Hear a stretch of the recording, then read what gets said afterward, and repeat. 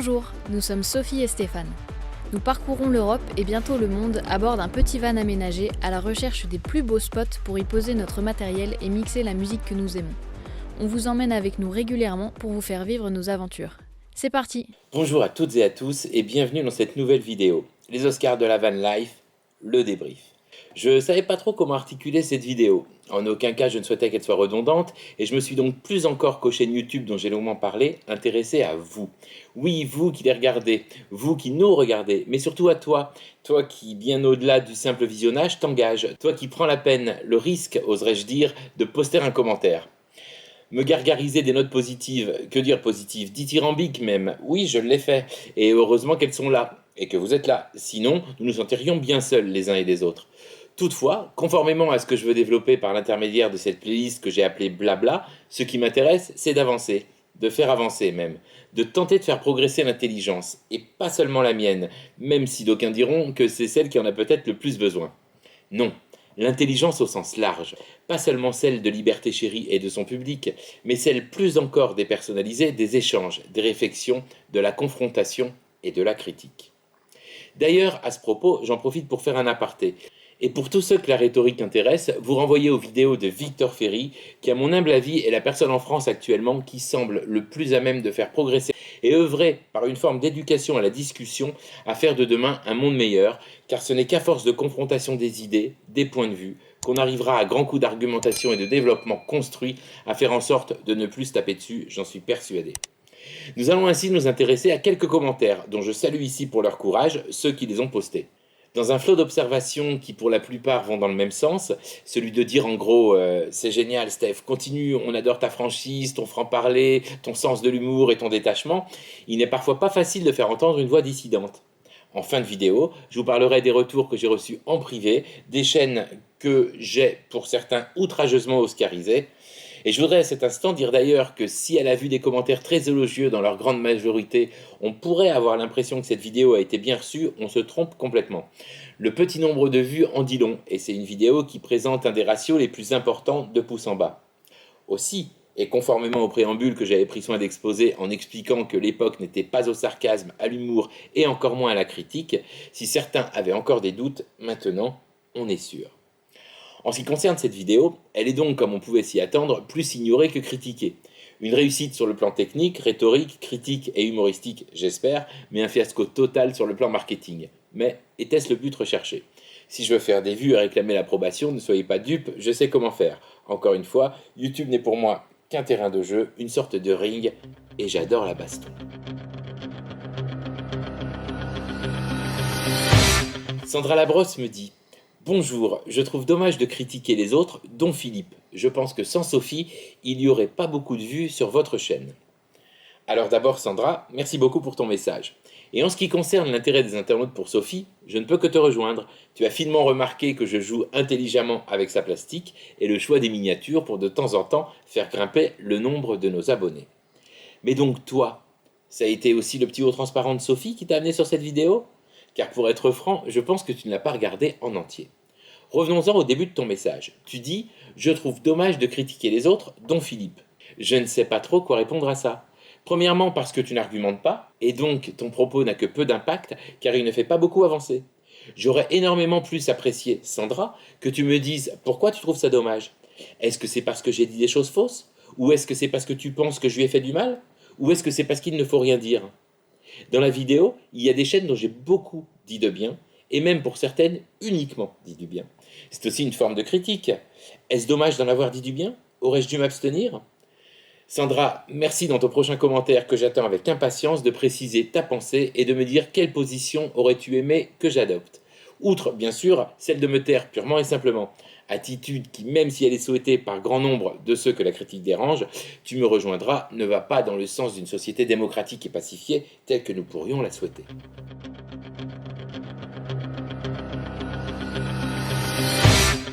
Yann C. nous dit « La première fois, c'est drôle et juste.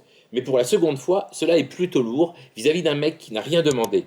L'allusion sur sa sexualité est totalement inappropriée. Chacun est libre de ses opinions. Et qui êtes-vous pour donner et décerner des prix sans aucune impartialité, semble-t-il ?» Alors encore une fois, merci Yann pour ta franchise. Quand tu dis que le mec n'a rien demandé, en es-tu vraiment certain? Comme presque tous ceux qui publient des vidéos sur YouTube, Philippe ne nous engage-t-il pas à réagir, à commenter? Concernant sa sexualité maintenant, de quelle allusion parles-tu? J'ai simplement explicité le terme sac à main pour qu'on comprenne le surnom que lui avait donné un abonné dans un message qui y m'était adressé. Ce n'est pas moi, mais l'abonné en question qui fait cette allusion, et j'en avais parlé pour montrer à quel point les abonnés étaient encore plus remontés que moi. Mais quand bien même, quel est le problème? Et j'enfonce le clou. Si d'aventure c'est moi qui avais voulu faire allusion à sa sexualité, aurais-je dû m'abstenir? Alors que je ne me suis pas abstenu de faire allusion à son manque d'intelligence, à ses pitreries, son niveau de revenu et sa vision complètement étriquée de son environnement? Y a-t-il un problème avec la sexualité? Car comme tu le dis, chacun est libre de ses opinions, et chacun est, selon la constitution de notre pays, libre de les exprimer dans le cadre de la loi. Je te propose d'exprimer clairement ton opinion à ce sujet, et encore une fois, d'argumenter, de développer, pour que nous puissions approfondir. Et ne cherchant pas à noyer le poisson, je te le dis clairement. Si tu penses, comme l'air du temps nous y encourage, qu'il est inapproprié de se marrer et de faire des blagues sur les gays, les juifs, les gros, les nains, les cons, les communistes, les arabes, les curés, les putes, les pauvres, les politiques, les syndicalistes et les youtubeurs, alors tu es le parfait produit de la bien-pensance que je dénonce et à laquelle je résiste. On peut rire de tout selon moi, et même se moquer. Je ne me gêne pas d'ailleurs pour me moquer de moi de temps en temps. Concernant maintenant ta question, un truc entendu 87 fois au bistrot du coin, qui es-tu pour blablabla? Alors, je te pose la question à l'envers. Qui faut-il être? Qui faut-il être, Yann? Dois-je passer un examen? Obtenir des signatures? Un diplôme d'une maison spécialisée? Existe-t-il une liste des approuvés? Te renvoyant, encore une fois, à cette très belle chanson de Félix Leclerc, Yann, je serais ravi de continuer cette discussion, même en privé si tu le souhaites. Les questions que ton commentaire soulève sont essentielles, et si tu penses pouvoir croiser le fer, je compte sur toi pour arriver solidement armé, affûté avec des arguments qui feront mouche, et peut-être, alors, comme il m'arrive parfois, me ferai-je un plaisir de changer d'avis et de me rendre compte que j'ai dépassé les bornes, et qui sait que je ne suis pas légitime pour diffuser mes états d'âme sur YouTube. Continuons.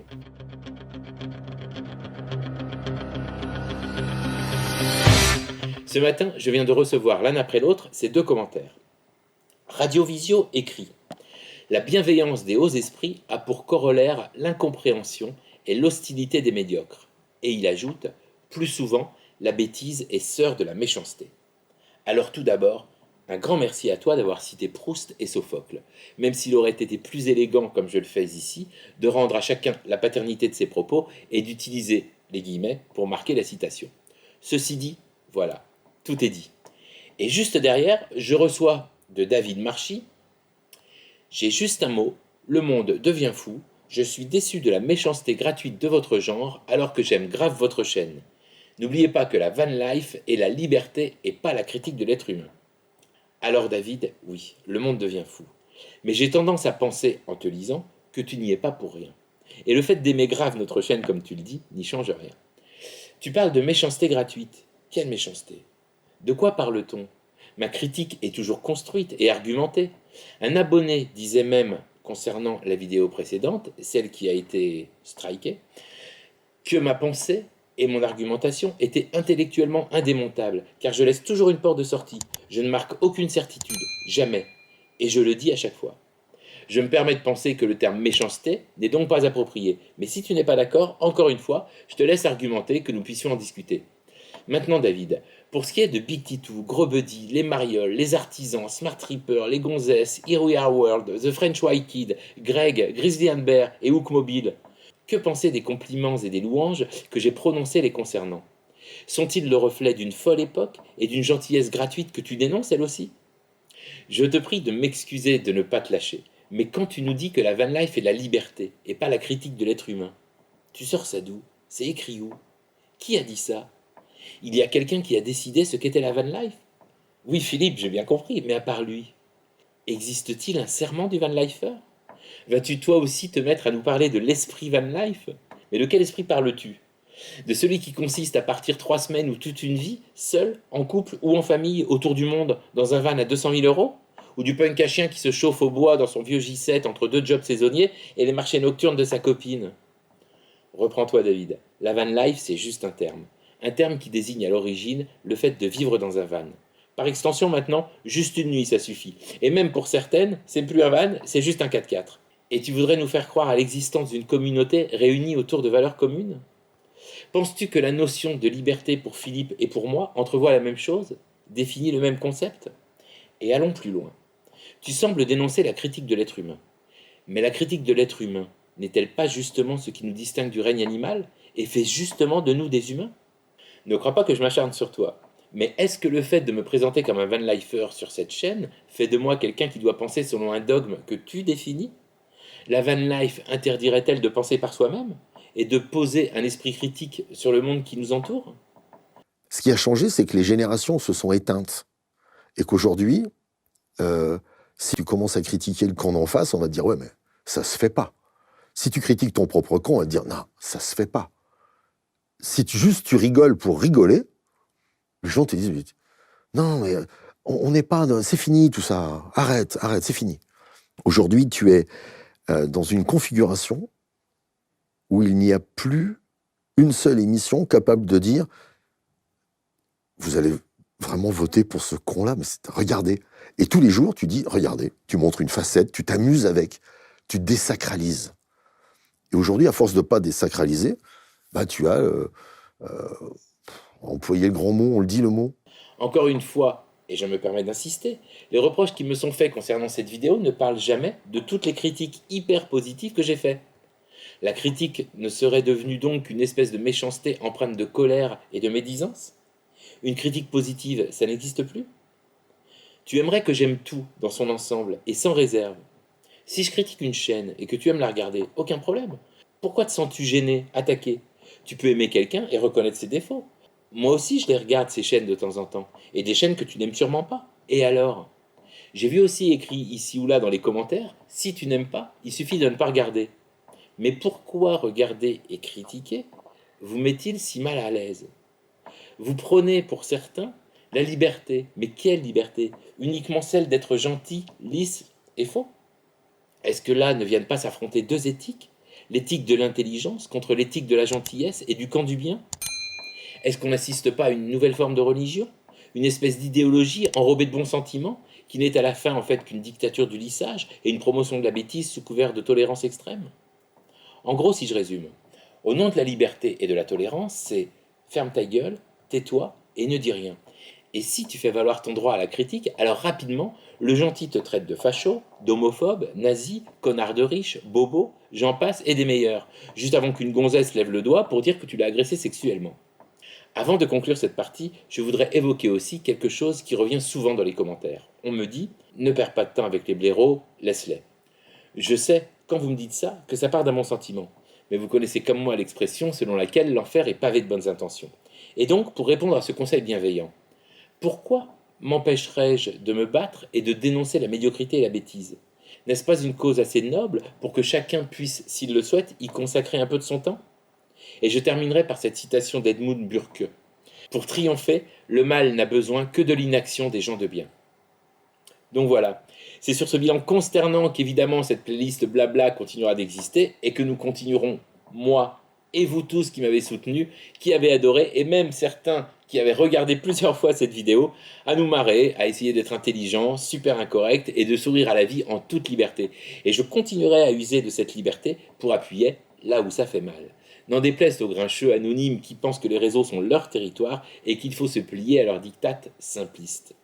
Je vous invite les uns et les autres, et en particulier Sandra, Yann, David, mais aussi tous ceux qui ont réagi d'une manière négative à mes oscarisations, à continuer à vous faire entendre, bien sûr, à faire de cette playlist blabla un espace de discussion et de confrontation des avis. Développez, argumentez, venez me chercher. Nous ne sommes pas des enfants. Soyons capables de ne pas être d'accord et de se le dire sans s'insulter ni se censurer. Pour le reste, venons-en à la deuxième partie de cette vidéo. Bon, Laurent de la chaîne Encore sur la route, maintenant c'est un copain, plus je publie, plus il se marre. J'ai reçu un message très touchant de la chaîne Rapido Wildlife. En gros, ils m'ont dit que j'avais tapé juste, que j'avais raison, et que la piqûre de rappel que je venais de leur faire allait les faire aller de l'avant et rectifier le tir. Génial. Je vous avais dit qu'ils avaient l'air sympas. Et je pense que c'est ce que certains d'entre vous n'ont pas compris. C'est que toutes les chaînes dont j'ai parlé, si j'en ai parlé, c'est qu'elles ne me laissent pas indifférent. et que d'une manière ou d'une autre, il y a matière à intérêt. Même peut-être toute petite chaîne, comme quoi. Et je vous souhaite donc, les rapidos, que de bonnes choses concernant l'aménagement de votre bus. Hâte de voir le résultat. Ensuite, ça a été les messages de Bertrand et Argos. Argos a dit ouf ouf, et Bertrand était content apparemment d'avoir été épargné. Même chose pour Big Titou et Gros Buddy. Les Smart Trippers nous ont dit avoir été beaucoup touchés par ce qu'on a dit d'eux et de leur chaîne. Et ben, on en est ravis. Et quand on n'aime pas, on déglingue sévère, quoique. Mais quand on aime, on ne se prive pas de le dire haut et fort. Et il y en a que ça touche, tant mieux. Les Gruncht nous ont dit qu'on n'avait sûrement pas le même humour, mais qu'ils nous recevraient avec plaisir si nous passions par chez eux dès que le Sprinter sera terminé. Il y a bien eu en filigrane un petit reproche quant à l'utilisation de leurs vidéos, mais ils n'ont tenté aucune action en justice pour l'instant, donc bravo et merci à vous deux. Steve de Philosophie Nomade nous a gentiment remerciés. Les Turtle Trotters, quant à eux, nous ont dit qu'ils s'étaient bien marrés et que leur chaîne n'avait pas plus de prétention que de leur faire des souvenirs de voyage, de faire profiter famille et amis de leur vie au jour le jour au travers de leurs vidéos, et c'est bien ce que j'avais compris. Bravo à eux aussi pour le nom dont ils viennent de baptiser leur mancat, Shaman, explication dans leur dernière vidéo. Pas de nouvelles des artisans, des marioles, de Greg, des gonzesses, des Nesta, de Here We Are World, de Grizzly and Bear, de Hook Mobile. Normal, ils ont d'autres chats à fouetter, me direz-vous. Voyage pour les uns, notoriété pour les unes, aménagement du Defender pour les Nesta. Les Here We Are World sont à New York pendant que Greg essaye seul sa nouvelle voiture des Alpes au Bardenas en passant par l'Auvergne et que Raph de Hook Mobile est en Afrique. Nous leur souhaitons à tous les bonheurs du monde. J'en profite d'ailleurs pour tous ceux qui nous demandent des nouvelles de notre Sprinter de nous rejoindre sur Instagram, car on a publié pas mal de photos et de vidéos sur l'avancement des travaux. Enfin, je ne sais pas si on peut appeler ça des travaux, car on est plus proche de la réalisation d'une œuvre d'art que d'un chantier d'aménagement, je vous le dis. Et on commence à comprendre pourquoi ça prend du temps. Alors, bien sûr, on a aussi reçu nos premières critiques, bling bling, clinquant, etc. Le beau ne plaît pas à tout le monde, il est tellement plus facile de se délecter du moche. Nous aurions complètement fait le tour des réactions si nous avions parlé de Justin et Bi, qui nous ont envoyé tous les deux un long message. Bon ben voilà, pas grand chose à dire, si ce n'est, comme je l'avais dit dès le début, Justin, c'est un génie. Une réponse tout en intelligence, avec explication, humour, recul et second degré. Bi, alors elle assume sa cuisine bien rangée. Justin a répondu à nos interrogations, et cerise sur le gâteau, il nous a même incité, concernant la promotion de nos vidéos et photos de charme, à nous intéresser à une toute nouvelle plateforme française qui s'appelle PocMe. Alors, c'est un truc à base de NFT, de crypto-monnaie et de signatures numériques, le tout créé pour diffuser et vendre du contenu érotique. Bon, je ne vous cache pas que de prime abord, on a l'impression de se projeter 1000 ans dans le futur, mais banco, on a suivi ses conseils et nous gagnerons bientôt, j'espère, nos premiers crypto-sous. Ça nous fera marrer et râler les bien-pensants, encore eux. Déjà, l'argent, ça les énerve, mais mise en équation avec le sexe, alors là, ça les rend dingues. Tant pis pour eux, ils savent pas ce qu'ils loupent, ou plutôt, ils le savent trop bien, et c'est pour ça que ça les rend fous. Dans une prochaine vidéo, je vous parlerai de nous, de l'avenir, du voyage qui s'annonce, le pourquoi du comment, ce qu'on prévoit, comment on le prévoit, les incertitudes liées à la situation sanitaire, à l'argent, nos solutions. Alors rendez-vous très bientôt pour un nouveau blabla. Ce sera le dernier, je pense, avant la récupération de notre grand... J'ai failli encore dire le nom. Mais non, c'est pas comme Prince, on a le droit de dire son nom, mais pas tout de suite. Quoique, Road Symbol, ça lui irait pas mal. Bon allez, j'arrête avec les références, on se retrouve bientôt. Et comme beaucoup nous le réclament, on vous met une petite chanson pour terminer, Walking on the Moon, en attendant de Rolling sur la Terre. Ciao. Giant steps are what you've changed, walking on the moon. I hope my legs don't break. Walking on the moon, we could walk forever. Walking on the moon, we could live together. Walking on the moon.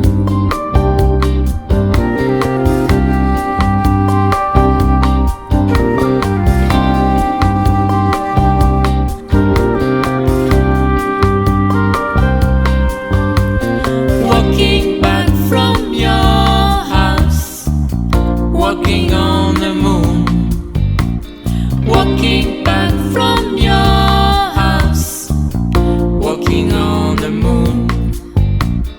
Feet they hardly touch the ground, walking on the moon. My feet don't hardly make no sound, walking on the